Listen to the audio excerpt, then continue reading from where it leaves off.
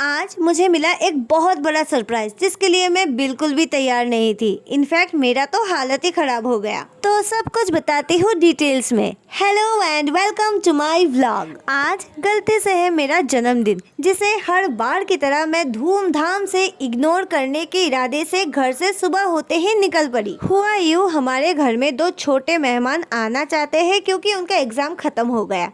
अब वो छोटे हैं तो खुद तो आ नहीं सकते, तो मुझे उन्हें जाके लाना पड़ा। उनका एग्ज़ाम आज ही ख़त्म हुआ है और मुझे लगा जाने आने में काफ़ी टाइम लग जाएगा और फिर मैं थक जाऊंगी और थक हार के मैं सो जाऊंगी और आज का दिन निकल जाएगा। तो सिलचर से मैं निकल पड़ी काटली चौड़ा, जो हाइलाकांदी डिस्ट्रिक्ट में है, वहाँ जाने के लिए। 2000 years later. तो फाइनली देर से 2 घंटे का सफ़र तय करके मैं पहुँच चुकी हूँ उनके घर। उन्होंने अभी अभी अपना घर बनवाया है, तो चलिए उनके घर का एक होम टूर भी कर लेते हैं। अब होम टूर की शुरुआत करते हैं सबसे प्यारी, दुनिया की सबसे प्यारी तस्वीर से। अब इस तस्वीर को देखने के बाद मेरा तो दिन ही बन गया। आई नो आप सबको भी बहुत अच्छा लगा होगा। यहाँ पर सब भगवान, माँ काली से लेकर गणपति बप्पा, श्री कृष्ण सब मौजूद है एंड आई होप उनकी कृपा भी ऐसे ही हम सब पर बरसती रहे। अभी अभी उनके घर का गृह प्रवेश हुआ है, तो सामान अभी लाना बाकी है, तो यहाँ पर बहुत सारा स्पेस है। अभी चलते हैं दूसरे रूम में, जो किचन कम डाइनिंग रूम है। यहाँ पर जोरों शोरों से काम चल रहा था, पर मुझे पता ही नहीं था ये सब कुछ हमारे लिए किया जा रहा था। मैंने पहले ही फोन पे बता दिया था हम जाएंगे, उन्हें लेंगे और बस आ जाएंगे, पर हमारी यहाँ पर कौन सुनता है। अरे रहने दो, ऐसा नहीं होता, ये नहीं करना चाहिए था, अरे रुको, जाओगी पहुंच जाओगी, ये सब कह के हमें सब इग्नोर कर देते हैं। खैर खाने में बहुत कुछ है, ये तो मुझे पता चल गया और साथ में पायस भी है। तो अब एक बात तो क्लियर है, खाना खा के ही जाना पड़ेगा। अब 2 घंटे में इन दोनों ने मिलके हमारे लिए इतनी सारी तैयारी की है, इसके लिए इन्हें थैंक यू कहना तो बनता है। तो बस इन्हें थैंक्स कहते हुए मैं आगे बढ़ गई और ये रहा उनका तीसरा कमरा और अब मैं जा रही हूँ चौथे कमरे की ओर। अब मुद्दे की बात ये है, यहाँ तक सब कुछ ठीक ना होते हुए भी फिर भी ठीक था, लेकिन आगे जो मेरे साथ होने वाला था ये तो मैंने सोचा ही नहीं। दिस इज समथिंग जिससे मैं दूर भाग रही थी, पर मुझे पता ही नहीं था भागते भागते मैं उसी के पास पहुँच गई। जन्मदिन पे लोग केक क्यों काटते हैं ये मुझे अब तक समझ नहीं आया। जिंदगी का 1 साल बीत गया और इसकी क्या खुशी मनाए।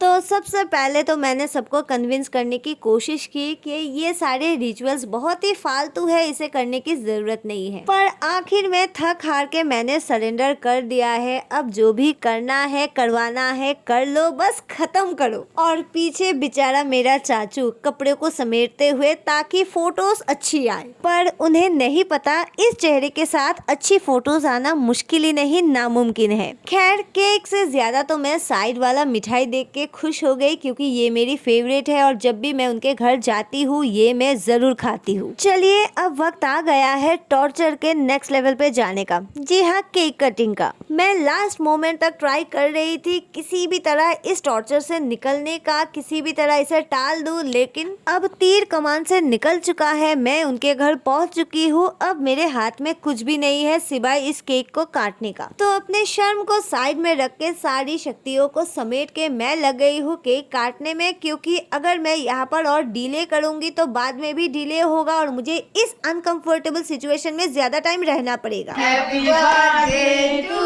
you.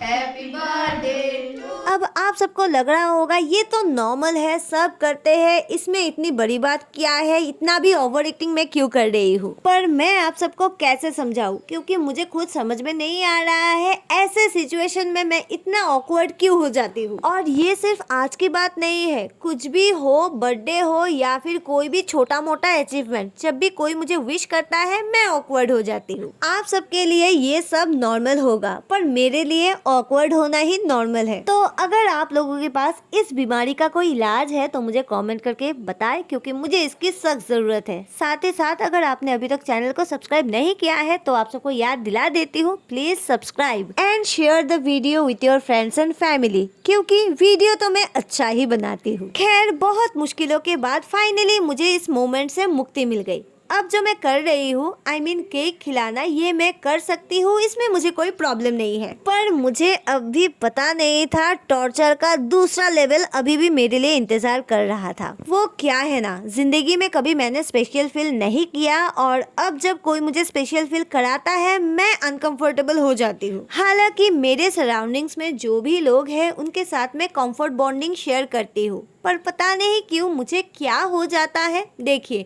यहाँ पर मैंने अच्छे से केक तो खा लिया, लेकिन जब खिलाने का टाइम आया गड़बड़ हो गई, मैंने ठूस ठूस के केक खिलाया।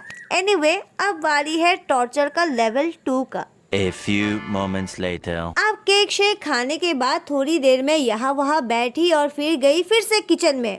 तब देखा यहाँ पर फिर से चल रहा है कुछ गड़बड़। अब ये जो होने वाला है ये लिटरली मेरे जिंदगी में पहली बार होने वाला है, पर मुझे ऐसी स्पेशल ट्रीटमेंट नहीं चाहिए था। देखिए ऐसे तो हमारे यहाँ पर जब दामाद आते हैं उनके लिए ऐसे थाली सजाया जाता है। अब जन्मदिन पर ऐसे कौन करता है, ये भी टॉर्चर मुझे सहना पड़ेगा क्योंकि मेरे पास और कोई ऑप्शन नहीं है। बस एक ही गलती मैंने आज की, वो है यहाँ आने का जो डिसीजन लिया वो वाला। खैर आज मैंने एक चीज तो सीख लिया, जब सिचुएशन को हम अपने फेवर में नहीं कर सकते तो जितना जल्दी हो सके उस सिचुएशन को झेल के उससे निकल जाना ही बेहतर है। पर इतनी सारी उल्टी सीधी चीजों के अंदर जो सबसे सही था वो है खाना।